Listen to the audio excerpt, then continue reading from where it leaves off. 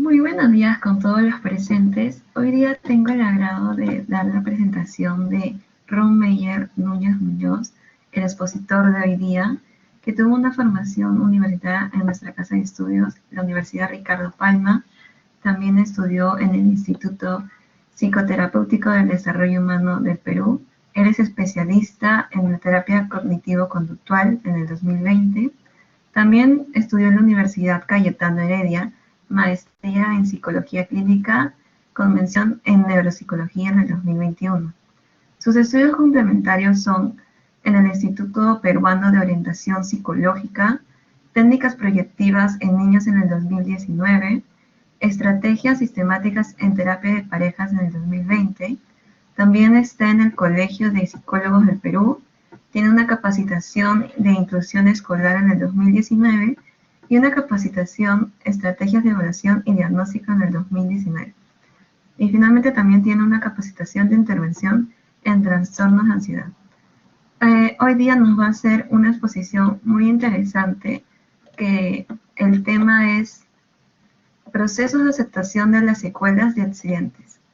Hoy nos va a ilustrar sobre este tema. Ahora le daré pase al expositor para que nos hable más sobre esto. Gracias.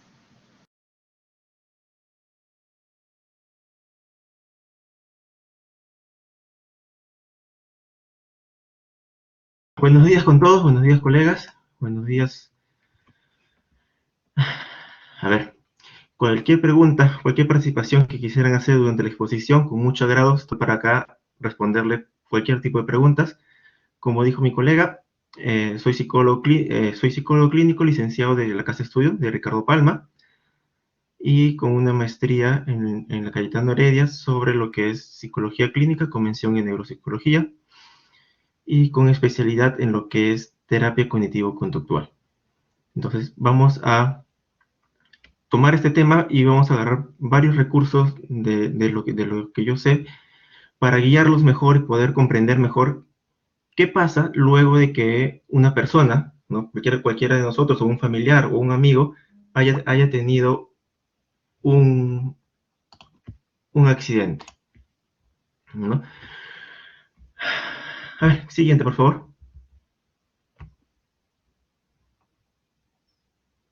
Listo. Los accidentes, ya sean de tráfico, de tránsito, de tráfico, laborales o negligencias médicas o etcétera, se caracterizan por ser hechos traumáticos que en ocasiones conllevan a la aparición de trastornos psicológicos. Entre los trastornos psicológicos que podemos encontrar en la mayoría es estrés postraumático, depresión, ansiedad, hasta patologías como los trastornos neuróticos que pueden tornar secuelas psicológicas en las personas. Siguiente.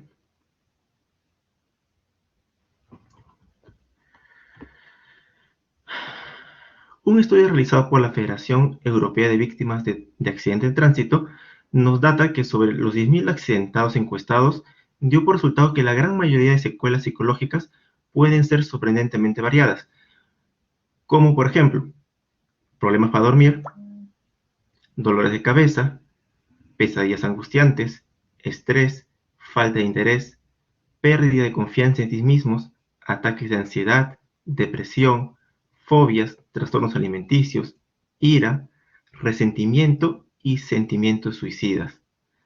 Es decir, que como nosotros hemos visto en la anterior diapositiva, que los trastornos que nos pueden llevar un hecho traumático, también aparte pueden presentar síntomas que si nos damos cuenta a tiempo, lo podemos ayudar a nuestro paciente. Normalmente, al inicio de un hecho traumático, no va el paciente o no le vamos a ver qué trastorno está padeciendo, pero sí vamos a poder detectar, por ejemplo, cualquiera de esos problemas, ¿no? Sea un accidente como de mucha gravedad, como quizás un accidente pues sencillo, y también va a depender mucho de cómo es la persona, de qué tan vulnerable es, de cómo es su personalidad, de cómo es la gente que lo acompaña alrededor, su familia, el apoyo que tenga. Todos esos puntos son muy importantes para la recuperación que posteriormente vamos a ver. Pero quiero que quede claro que No solo, pues, después de un accidente, una persona puede presentar que está echada, callada, triste o sin salir, sino que muchas de estas personas tienen problemas para dormir, pesadillas, estrés, fobias, que ya no quieren salir al lugar donde van, o algunos hasta trastornos alimenticios, iras, resentimientos, y en el peor de los casos, sentimientos suicidas. Entonces, como hemos visto, ¿cuáles son las patologías más frecuentes, ¿no?, luego de que una persona haya presenciado un accidente? Entre las lesiones y secuelas psíquicas más frecuentes, según otros estudios, una muestra más amplia nos muestra, primero, el trastorno de estrés postraumático. Casi en el 23% de las víctimas a los 3 meses y en el 17% persiste al año. Fobia a conducir en el 22% de los casos o a los 3 meses y en el 17% al año. Ansiedad generalizada o trastorno de ansiedad generalizada en el 17% de las víctimas a los 3 meses y el 19% al año. Depresión a los 3 meses en un 5% de las personas afectadas y en el 6% al año. Entonces vemos que el trastorno de estrés postraumático, que es algo que sí se ve en muchos de los pacientes cuando acuden cuando acuden a terapia o cuando acuden a nuestros consultorios, ¿no? Es algo que les afecta porque comienzan por el hecho de ya, por ejemplo, han sufrido un accidente automovilístico en un bus, ¿no? Por cuando estuvo de viaje, comienzan a tener miedo a irse de viaje, comienzan a tener miedo a subirse a buses, comienzan a tener pensamientos catastróficos de que ahora si me subo me puede volver a pasar, si subo el bus donde voy a estar se puede accidentar. Entonces, esos pensamientos catastróficos que comienzan a surgir en la persona le produce estrés y a la par le produce una ansiedad generalizada. Ahora, si esta ansiedad generalizada se incrementa, lo que nos va a dar es una fobia. Quizás esta persona, al accidente que tuvo, ya no va a querer recurrir, ya no va a querer ir, ya no va a querer asumir las responsabilidades que tenía. Entonces vemos que le comienza a afectar quizás su área laboral, le comienza a afectar su área social, le comienza a afectar su área familiar y hasta le puede afectar su área personal. ¿Qué pasa si este paciente con un trastorno de estrés postraumático, que a la par comienza a tener ansiedad, comienza a alejarse de las personas por el temor a que le suceda algo, por ejemplo, otra vez afuera, comienza a quedarse en su casa, a no salir, puede también, a la par de tener un estrés, de tener una ansiedad, puede comenzar a surgir una depresión en él, puede comenzar a deteriorarse su calidad de vida. Entonces, es algo que nosotros debemos tener en cuenta, no por el hecho de que, por ejemplo, tenga un trastorno, no puede relacionarse con otros más. Ahora, ¿qué características tienen las secuelas psicológicas derivadas de un accidente? Puede hablarse de daño psíquico en una determinada persona cuando se presenta un deterioro, una disfunción o trastorno que afecta sus esferas afectivas, volitivas o intelectuales, a consecuencia del cual disminuye su capacidad de goce individual, laboral, social o creativa. Entonces, cuando nosotros, y esto se ve mucho en lo que son los trastornos, cuando nosotros decimos que una persona está teniendo un trastorno de ansiedad, un trastorno de depresión o un trastorno de estrés postraumático, cuando lo que le está sucediendo, sea psíquico o físico, tiene como consecuencia que disminuye su capacidad de goce individual, su área personal, que disminuye su capacidad en el área laboral, quizás ya no quiere ir a trabajar, o le salen las cosas mal en el trabajo, comienzan a llamarle mucho la atención. En el área social ya no quiere frecuentar a sus amigos, ya no frecuenta a sus familias, a sus primos, trata de aislarse o quedarse más tiempo en casa. O recreativa, ya no goza o disfruta de las cosas que antes le gustaba. Entonces, cuando nosotros vemos que el familiar, un amigo o un paciente comienza a que el deterioro o el trastorno que está teniendo comienza a afectar en cualquiera de estas áreas, nosotros recién podemos decir que el paciente está teniendo un trastorno. Y eso hay que tener muy en cuenta, y cuando se le hace la evaluación hay que ver qué área es el que está siendo más afectada para saber o para ver cómo nosotros le podemos ayudar con una mayor exactitud al paciente. Ahora, la lesión o secuela puede presentarse como el efecto de un proceso lento y persistente. La cristalización de la lesión psíquica o secuelas requiere de un elemento cronológico, por lo menos 2 años desde la exposición.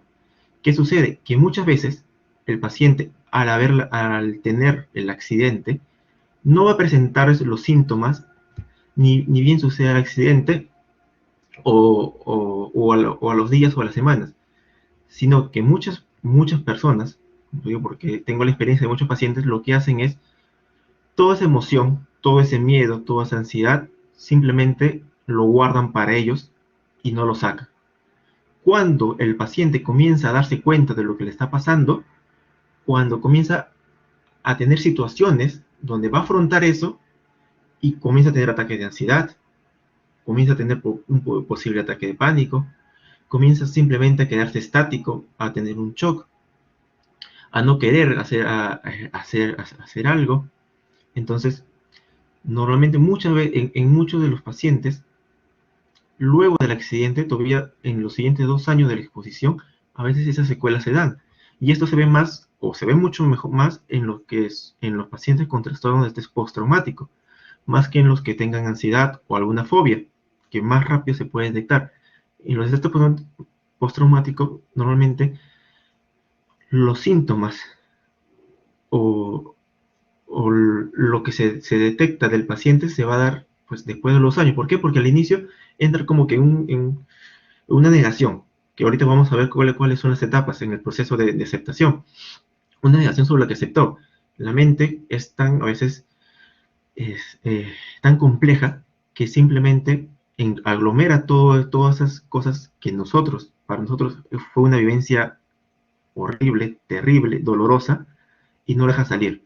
La persona la ven normal, que no le pasa nada, pero basta. Por ejemplo, que esa persona que tuvo un accidente, le llevaron al hospital, estuvo 3 meses dentro del hospital, salió, se recuperó, pues el paciente está tranquilo, pero después de 2 años, a su hermana, por ejemplo, la internan y él tiene que llevarla, llega al hospital y comienzan a fluir los pensamientos, comienzan a fluir las ideas, los recuerdos, y entonces ahí es donde el paciente comienza a darse cuenta que algo le está sucediendo.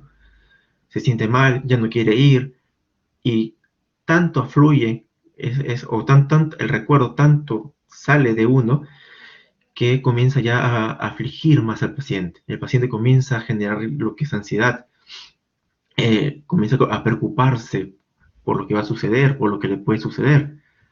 Entonces, siempre estar atento a eso, no siempre las secuelas van a venir de la noche a la mañana. Ahora, como yo dije, ¿existen personas más vulnerables a los daños psíquicos que otras? Sí, efectivamente. El daño psíquico se evalúa atendiendo a las particularidades de las personas y sus circunstancias. El análisis de los factores de vulnerabilidad nos permite entender por qué unas personas afrontan con menos daños situaciones similares que otras. Ustedes habrán visto, hay personas que les sucede algún accidente o les sucede algo malo, se ponen tristes, se ponen ansiosas, pero al día siguiente están como que listo, a seguir, vamos a ver qué podemos hacer, cómo podemos mejorar. Cuando hay otras personas que les sucede lo mismo, pero están afligidas, emocionalmente están inestables, no quieren salir. Y eso se ve, por ejemplo, mucho en lo que son las parejas, ¿no? Hay parejas que cuando se pelean, uno está más serio, el otro está más sentimental. ¿Por qué se da eso? Porque esta persona puede guardar más seriedad, porque esta persona emocionalmente le da esa impulsividad emocional que puede tener, ¿no? Entonces, eso lo vemos más allá del punto de cómo es el carácter, cómo es la personalidad de la persona. Si esa persona ha tenido o ha crecido con creencias fuertes, con una creencia donde le ayude a superar las adversidades de la vida, esa persona va a tener más herramientas para afrontar, va a tener más, eh, eh, ¿cómo se puede decir? Ímpetu por seguir adelante o más motivación para avanzar, que a veces es lo que ocurre en algunas personas. ¿Por qué? Porque las personas que han pasado un accidente se deprimen? Porque personas que han pasado un suceso muy fuerte están tristes emocionalmente o, como digo, presentan un trastorno de depresión, porque estas personas pierden la esperanza de que pueden mejorar, pierden la esperanza de que haya alguna solución para ellos, pierden la esperanza de que la gente los vaya a volver a ver como eran antes, pierden la esperanza de volver a hacer lo que hacían, de volver a realizar o que la vuelvan a querer o poder llegar a tener las metas que han tenido. Entonces, en estas personas que han pasado algún trauma, algún accidente, la desesperanza es muy grande. Como la desesperanza es muy grande y el desconocimiento sobre lo que vaya a suceder es tan fuerte, la persona entra en un cuadro depresivo.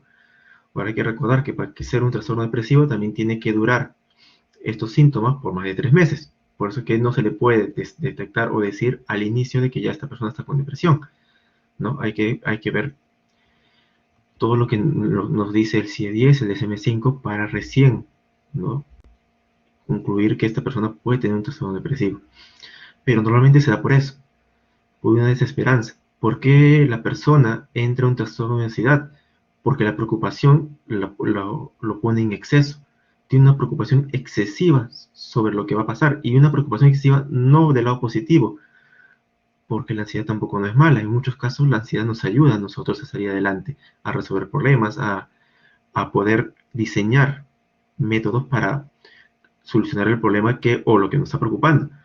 Pero cuando esta preocupación se vuelve excesiva y encima se vuelve catastrófica, se vuelve negativa, ¿qué va a suceder a nosotros? Que nosotros rumiamos la misma idea, rumiamos el mismo pensamiento y no le damos solución. Simplemente pensamos en lo mal que nos sucedió, en por qué nos sucedió, qué es lo que nos pasó, por qué a nosotros. Y entonces esta preocupación, estos pensamientos que nos salen, que nosotros podemos tener, si no le damos una solución, si no le buscamos qué hacer para, o qué estrategia hacer, cómo organizarnos, cómo planificarnos, nos va a entrar en un trastorno de ansiedad. Ahora, como hemos visto, si es una fobia, la fobia sabemos que está dentro del grupo de lo que es ansiedad. La fobia también es un tipo de ansiedad, es una preocupación excesiva por un objeto, por una situación, por algo determinado, que también se da en cualquier persona que tiene un accidente. Si esta persona tiene un accidente con un cuchillo, posiblemente esa persona ya no va a querer volver a ver un cuchillo. Si esta persona tuvo un accidente en un ascensor, esta persona no va a querer volver a tomar el ascensor. ¿Qué importa que son 6, 7 pisos? Esta persona va a querer subir por las escaleras a tomar un ascensor. Entonces ahí nosotros vamos a ver qué estrategia usamos, ¿no?, para poder derribar esas distorsiones cognitivas que el paciente está teniendo. Si es que vamos por el lado de lo que son ansiedad o fobias.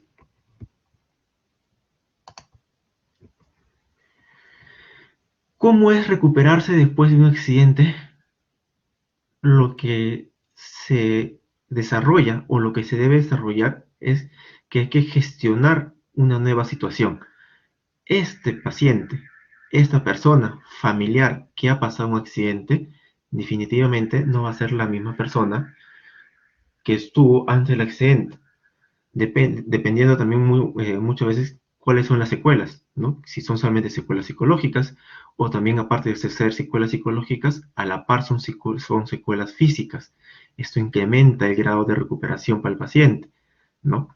Pero una de las tácticas o de lo que se va a hablar bastante en la recuperación de un paciente accidentado es cómo va a gestionar su nueva situación.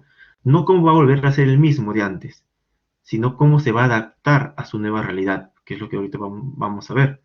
Entonces, por desgracia, la mayoría de los accidentes ocurren de manera inesperada y las consecuencias que se producen son abrumadoras.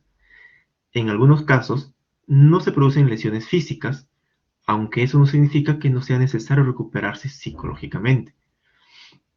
He tenido casos de pacientes donde, por ejemplo, el hermano sufrió un accidente con la hermana al lado, toda la familia, pero el hermano fue el que se llevó pues un deterioro por lesión física, más la hermana, por ejemplo, no. La hermana simplemente estuvo en el accidente, tuvo unos golpes, pero no tuvo ninguna lesión física. El hermano sí fue lesionado físicamente, pero la lesión o los pensamientos que tenía la hermana eran mucho más grandes o mucho más catastróficos que de la persona que había sufrido la lesión física. Ella, que no había sufrido nada, ¿no? Tuvo que internarse por problemas de depresión, por problemas de estrés postraumático, porque simplemente el hecho de recordar que estuvo en ese accidente, a pesar que no le pasó nada, ¿no? No le dejaba continuar a hacer sus cosas. No quería salir de su casa, no quería relacionarse con personas, no quería subirse a un auto ni un taxi. Entonces, estamos viendo que ya está repercutiendo en las diferentes áreas de la vida. Y a esta persona no le ocurrió nada físico, simplemente estuvo presente y todo su consecuencias fueron psicológicas. Lo más habitual es experimentar emociones intensas después de sufrir una situación traumática, que si no se saben gestionar adecuadamente pueden originar graves problemas mentales. Es cierto que si a uno le pasa algo sumamente doloroso, sumamente intenso, sumamente malo, no vamos a decirle al paciente después de eso, oye, no estés triste, ya pasó, mejórate, recupérate, porque también tenemos que validar la emoción que está sintiendo el paciente, ¿no? Si el paciente ha quedado inválido, no le vamos a decir, pues, oye, ya, supéralo, vamos adelante. Hay que dejar gestionar su tiempo, que el paciente pues libere esas emociones, libere esa tristeza, esa angustia, esa preocupación que puede estar teniendo. Si el paciente también le ocurrió otro tipo de accidente, ¿no? Es normal que los primeros días, que la primera semana, ¿no? Esté emocionalmente inestable. Nosotros tampoco no vamos a obligar al paciente a que simplemente pues olvide lo que sucedió, retenga esas emociones y luego, posteriormente, pues se va a agravar y va a ocasionar que este paciente, por la retención que ha tenido, puede producirse un trastorno de ansiedad, un trastorno de depresión o un estrés postraumático o una fobia, que quizás en ese momento no lo sabía, pero más adelante, con las circunstancias que va a pasar, que va a ocurrir, puede surgir. Entonces, la clave de la recuperación es una atención rápida con terapias de ayuda psicológicas o de atención psiquiátrica posterior al accidente. Las secuelas dejan a los participantes de estos choques, atropellos y demás, en algunos casos inhabilitados para poder seguir teniendo una vida normal, inclusive para trabajar y para relacionarse normalmente con su familia y su entorno social. Estudios indican que luego de muchos años de ocurrido el accidente, el 25% de las víctimas se ven a sí mismos como suicidas potenciales. Y esto es algo que hay que tener en cuenta. El 25% de las personas que han sucedido un accidente, inhabilitadas o discapacitadas, ¿no? Suelen tener lo que son pensamientos suicidas o suicidas potenciales. Entonces, pueden haber pacientes donde pues, la lesión sean leves, donde la lesión no repercuta físicamente en ellos, sino psicológica. Entonces eso lo vamos a ver mediante las terapias, de acuerdo a qué trastorno está desarrollando. Pero, ¿qué pasa si este accidente ha dejado al paciente o a nuestro paciente con alguna discapacidad? Quizás con un miembro cortado, quizás sin poder mover las piernas, con paraplegia, con cuadriplegia, con alguna lesión cerebral, alguna hemiplegia, algún corte de quizás las manos o algo que le imposibilite o haga que esta persona pueda seguir relacionándose normalmente con su familia y su entorno social. ¿Qué hacemos con esos pacientes? ¿Cómo le decimos a esos pacientes que por ahora, por la discapacidad que va a presentar, cómo le damos la esperanza de que se puede adaptar a la sociedad, de que se puede adaptar según cómo él, por la motivación o la lucha que le dé, ¿no? Puede sí salir adelante? ¿Por qué eso no se ve tanto en sociedad? Porque no está la inclusión de muchas personas con discapacidad, no se ve o no se nota, o muchas de las personas hasta que no lo vive, no sabe qué hacer o qué puede hacer. Muchas personas ven a una persona en silla de ruedas y dicen, pobrecito, ya no va a salir adelante, ya se arruinaron todos sus sueños, ya no va a progresar, hasta ahí nada más llegó, ¿no? Y tengo situaciones de compañeros que les ha pasado en un accidente, de los cuales lo ha dejado en silla de ruedas, y han estado simplemente tirados en su casa sin poder salir por 2 años, 3 años, donde ellos pensaron que no había algo más que hacer, que su vida había terminado y que ya no tenían futuro, ¿no? ¿Qué hacemos con esos pacientes? ¿Cómo los sacamos adelante? Si ese paciente, usted solamente le dicen, no, tranquilo, hay que buscar, que tienes que hacer algo, tienes que mejorar, cambiar tu actitud. Ya, eso, pues, está bien, pero ahora él, que está totalmente en su mundo de depresión, ¿qué esperanza le damos a ese paciente? ¿Cómo nosotros vamos a darle esperanza a esos pacientes si no conocemos o si no tenemos conocimiento, por ejemplo, de cómo es la vida de un paciente con discapacidad, sea acá en el Perú o sea en otros países? Quizás acá todavía no está tan bien arraigado el hecho de ver a personas con discapacidad hacer las cosas que una persona neurotípica lo hace. Pero en otros países la discapacidad se ve con otros ojos y es algo que nosotros tenemos que ir cambiando acá, porque a los pacientes que les suceden estos altercados tienen ese pensamiento. Nadie les ha enseñado o nadie les ha dicho que hay un futuro, a pesar de estar en silla de ruedas, a pesar de tener una muleta, a pesar de tener un bastón, a pesar de no poder caminar o hasta de no poder usar sus manos. Hay un futuro, hay una manera de afrontar eso. Entonces, cuando el accidente deja secuelas físicas importantes, las secuelas psicológicas también lo son. La incapacidad física, que se traduce en incapacidad laboral o incapacidad de atender a la familia, afecta a la psiquis de la persona. Esta persona que, por ejemplo, ha perdido las piernas, ha perdido la posibilidad de volver a caminar, ha perdido la capacidad de mover sus brazos, no solamente ha perdido eso, sino que también perdió la capacidad de quizás trabajar, de volver a su trabajo, de volver a atender a su familia, de poder generar algo económico para seguir saliendo adelante. ¿Eso qué le va a traer? Eso le va a traer problemas psicológicos, eso le va a traer ansiedad, le va a traer estrés, le va a traer depresión. ¿Cómo nosotros hacemos para nosotros orientarlos a que esto no es su fin y que se puede encontrar una solución? Las secuelas emocionales después de un accidente no solo recaen sobre las personas envueltas en el accidente, sino que también afectan a los familiares directos de esta, ya que gran parte de las víctimas cree que nunca van a poder vivir o disfrutar de la vida como lo hacían anteriormente. Entonces, ¿qué vemos acá? Que muy aparte que la persona puede quedar incapacitada, discapacitada físicamente, eso también va a traer que las familiares, las personas a su alrededor se vean afectadas. ¿Cómo va a tomar la mamá?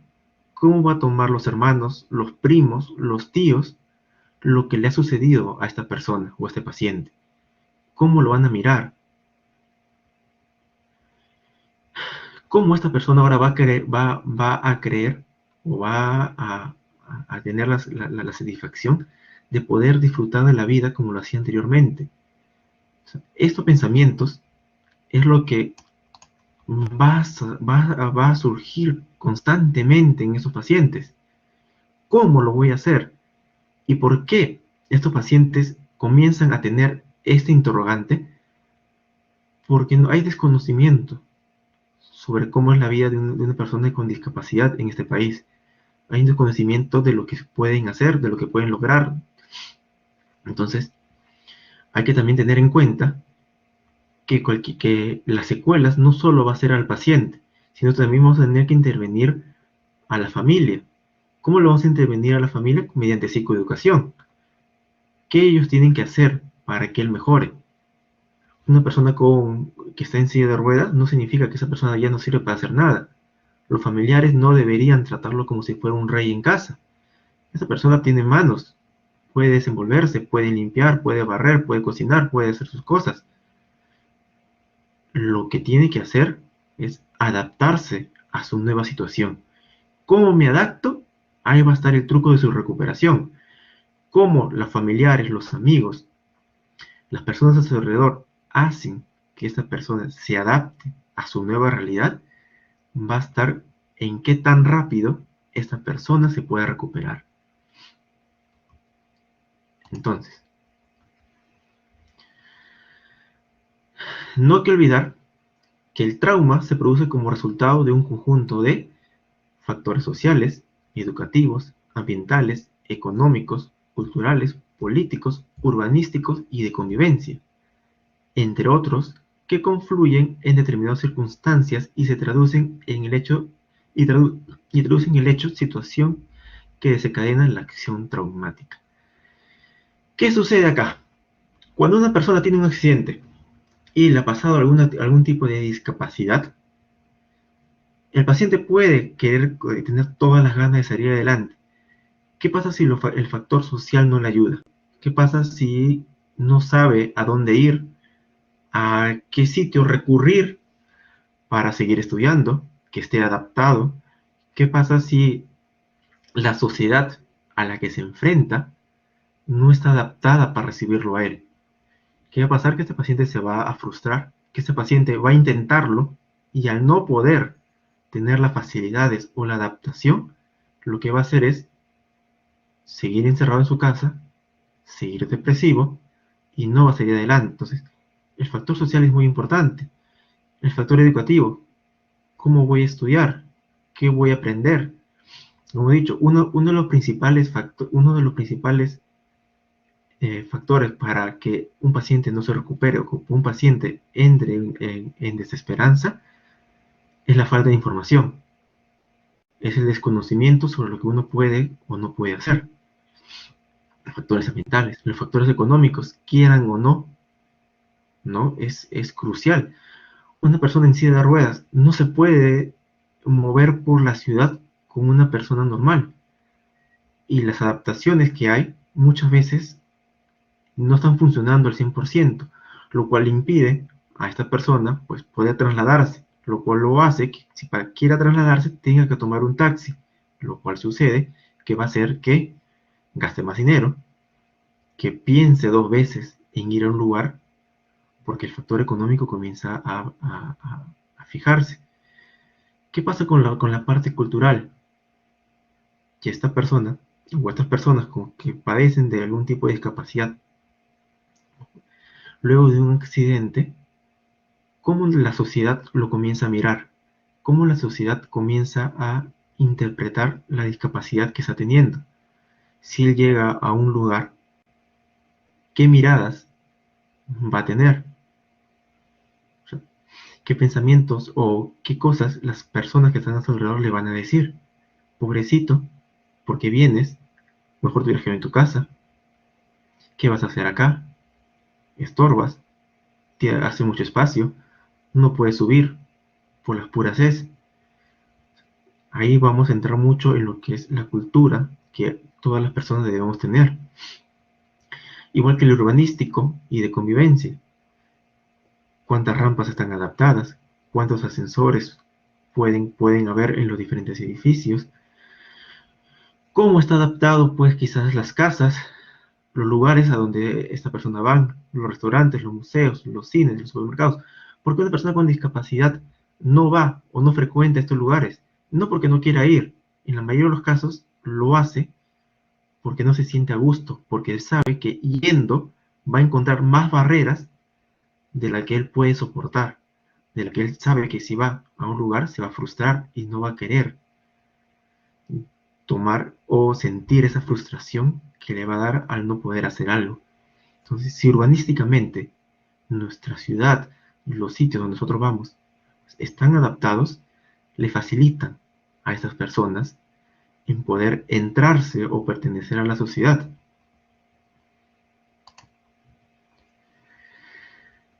Entonces, ¿qué pasa?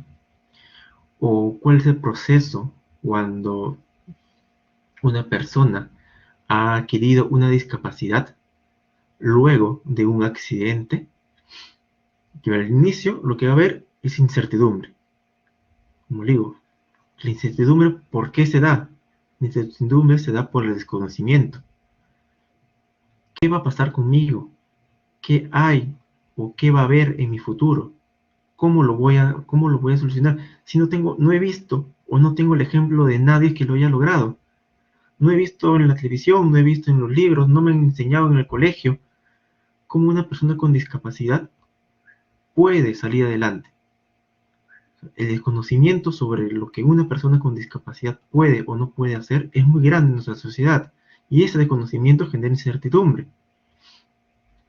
Luego de la incertidumbre que puede tener, ¿qué va a pasar? Que esta persona puede entrar en un shock, puede comenzar a darse cuenta recién, después de unos días de lo que le sucedió, que ya no va a poder caminar, que ya no va a poder hacer lo mismo que estaba haciendo antes, y va a entrar en un momento de pues, que esa incertidumbre se va a convertir en desesperación, se va a convertir en ansiedad, y luego va a entrar en lo que es la etapa de la negación, que va a querer, pues, no, a mí no me puede haber pasado esto, ¿por qué a mí?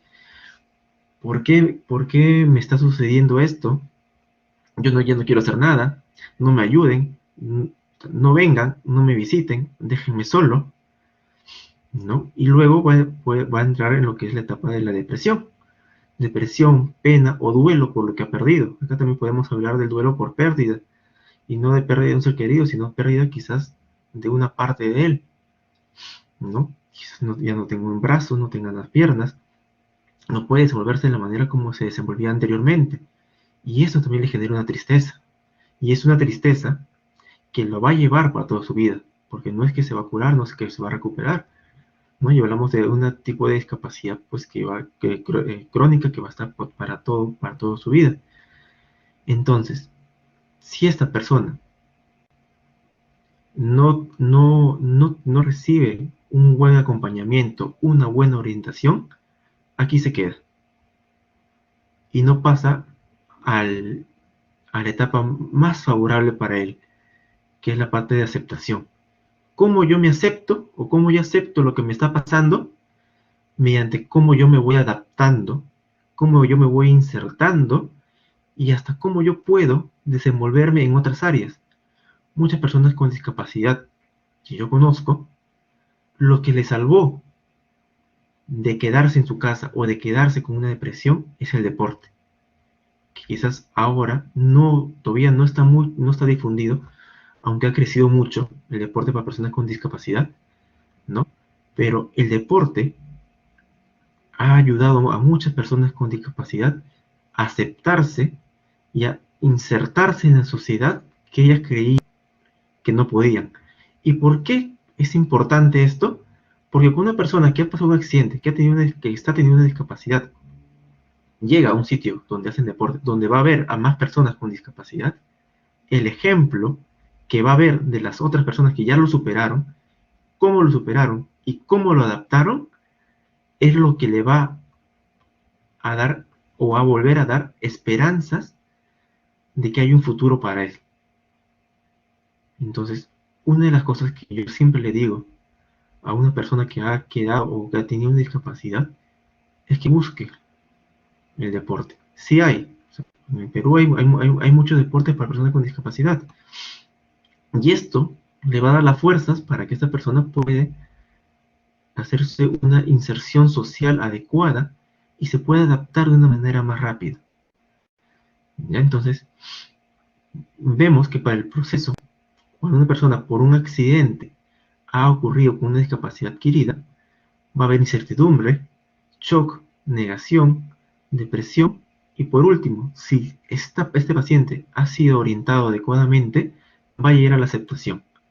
Muchos pacientes no lo hacen y se quedan en esta etapa de depresión y simplemente comienzan a vivir, como ellos dicen, simplemente a sobrevivir y ya no gozan de la vida, ¿no? Entonces, nosotros lo que tenemos que hacer es romper esta cadena, romper este desconocimiento que hay, ¿no? Y comenzar a formar esperanzas en estas personas, que estas personas se acepten. ¿Cómo hago que una persona se acepte? ¿Cómo que esta persona vea que hay un futuro para adelante? Lo vamos a ver en la siguiente diapositiva, pero antes de eso, por ejemplo, en el 2017, ¿qué nos reporta acá en Perú? Que hay 3.051.612 personas con una discapacidad permanente, de los cuales, de estos 3 millones, 16.5% requieren del uso de silla de ruedas para su movilización diaria. ¿Qué pasa cuando por fin, como hemos visto en el proceso, una persona con una discapacidad por accidente llega a aceptarse como es, llega a aceptar su condición? Este paciente comienza a buscar alternativas de solución para seguir adelante. ¿Cómo va a buscarse alternativa de solución? Conociendo más sobre cómo es la vida de una persona con discapacidad. Acá en Perú no se ve mucho, no se frecuenta o no se sabe de qué es lo que se puede hacer una persona con discapacidad. En otros países esta cultura está más presente, ¿no? Estas personas pueden llegar a hacer mucho, pueden llegar a casarse, conocer el amor de su vida, pueden llegar a trabajar. Lo único que está mal en ellos es quizás porque no tengan una pierna, que no puedan caminar, que no tengan una mano, que no tengan un brazo, pero su cabeza está intacta, su mente está intacta, su intelecto está intacto. Pueden hacer lo mismo que hacen las demás personas. Con limitaciones sí, pero se pueden adaptar. Y esa adaptación va a hacer que esta persona salga adelante. Pero para que esta persona haga esto, logre llegar a eso, nosotros tenemos que tener que trabajar en su autoestima. La autoestima va a ser la piedra angular en la vida de estas personas. Y de las que puedan haber quedado con discapacidad, como las que no, ¿no? ¿Por qué? Porque la autoestima va más allá de si te gusta lo que ves cuando te miras en el espejo. Es la mirada que le pones a la vida, el valor y el trato que te das. No simplemente es cómo yo me veo, qué tan bonito, qué tan gusto me veo, sino lo que yo hago por mí. Una persona con baja autoestima te puede llegarte al consultorio y te puede decir, doctor, yo tengo una baja autoestima. Tú la ves al paciente, la ves bien cambiada, bañada, peinada, se delineó los ojos, se echó un buen peinado, perfumada. ¿Esa persona puede tener baja autoestima? Simplemente no está viendo todo el panorama, simplemente se cree que pues porque no se gusta o porque no se siente agradable con ella, tiene baja autoestima, pero pues no.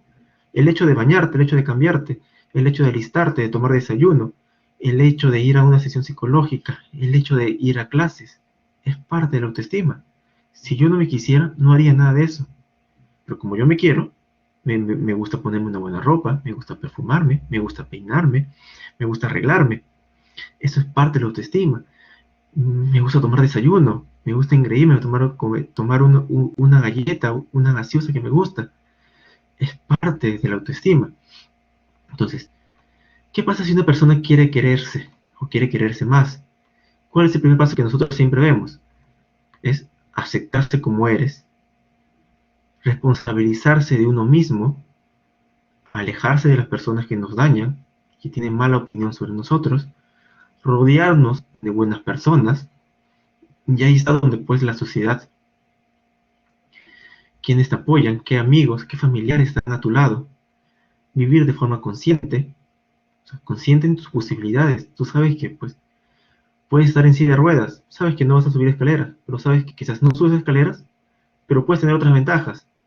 Una persona con silla de ruedas no sube escaleras, pero nunca va a hacer cola en un supermercado, nunca va a hacer cola en el banco, siempre va a tener atención preferencial. Entonces comienzo a cambiar la perspectiva de esta persona. Ya no puedes hacer esto, pero tienes ventaja en otros sitios. Puedes entrar gratis a algunos lugares. Nunca te va a faltar asiento.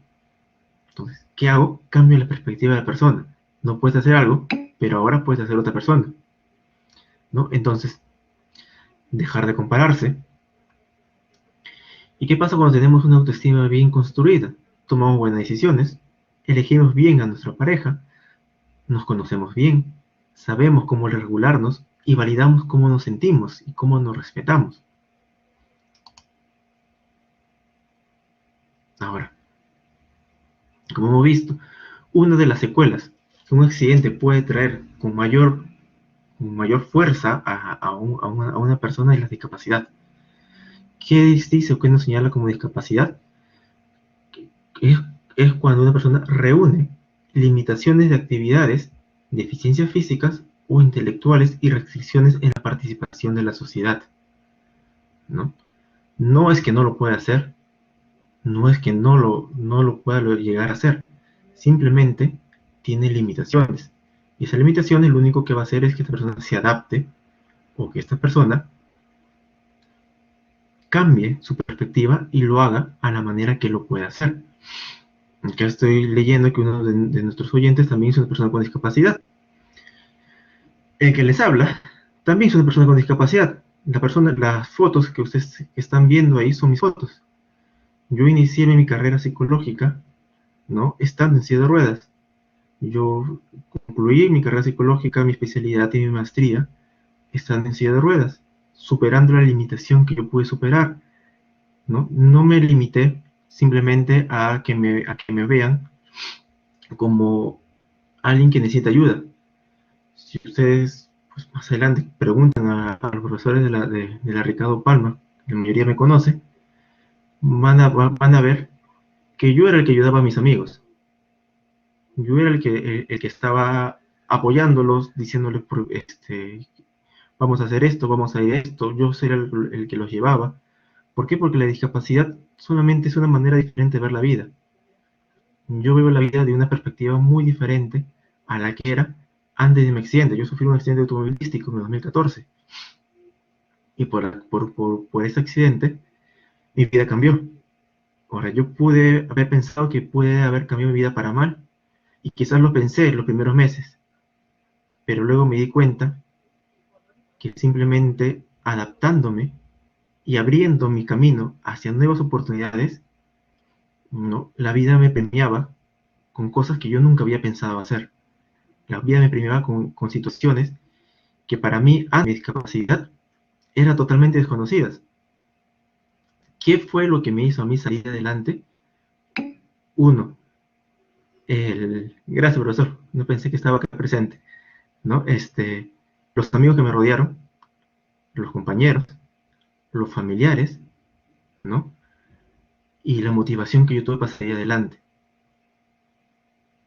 Yo no les voy a mentir que después de mi accidente, fueron 3, 4 meses que yo no quería hacer nada en mi casa, que yo estaba tirado y que, ¿cómo se llama?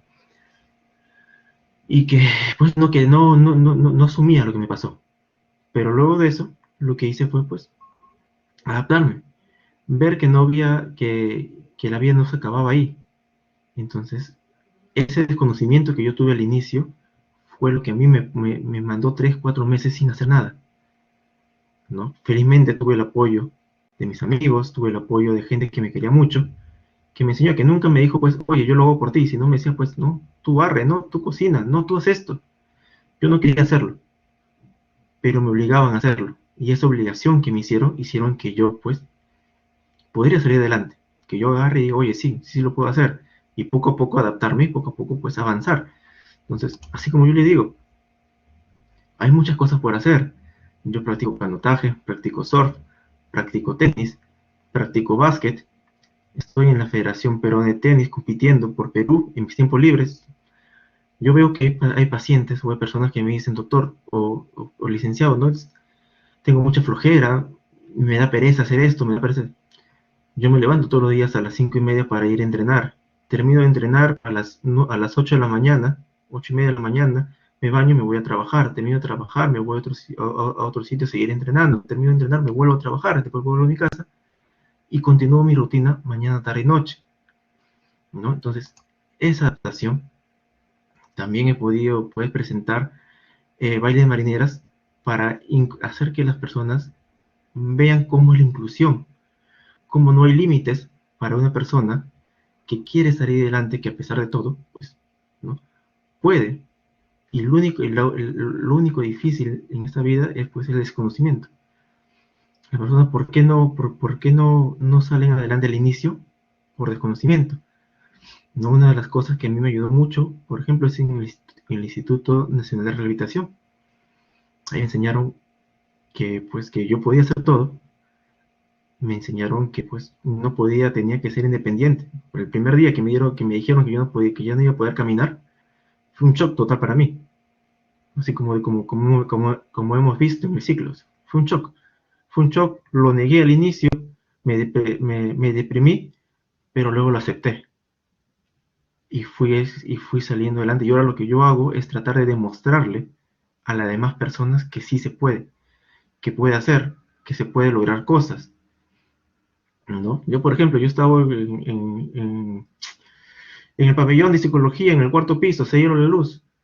La gente estaba desesperada porque no sabía cómo iba a bajar. Yo le demostré yo podía bajar solo por las escaleras, algo que yo no sabía, y algo que pues uno con entrenamiento lo puede lograr hacer, igual que subir escaleras, igual que hacer muchas cosas. Yo manejo carro, tengo mi carro adaptado, o sea, no tengo una limitación que me ate no hacer cosas. Y si hay algo que no puedo hacer, simplemente me adapto y lo hago, ¿no? Pero ahí va a estar en la motivación que uno va a tener, cómo se adapta y cómo se incluye en la sociedad, ¿no? Si alguien, pues, quiere más información sobre todo lo que es discapacidad, lo que son las asociaciones, los diferentes clubes deportivos que hay, ¿no? O sea, me deja un mensaje y yo les puedo insertar o les puedo comentar o hablar más sobre cómo hacer lo que es una inclusión correcta, ¿no? De cualquier tipo de discapacidad, no solo en silla de ruedas, sino también con muletas, eh, sin tener un brazo o con hemiplegia o con cualquier otro tipo de discapacidad.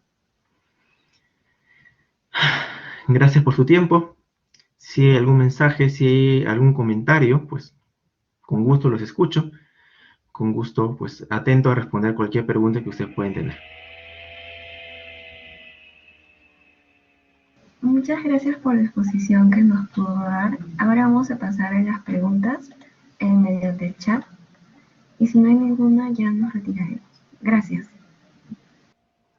Listo. Gracias entonces con todos. Nos vemos y pues sigan celebrando. Sigan celebrando la Semana de Psicología, que es nuestra semana para nosotros.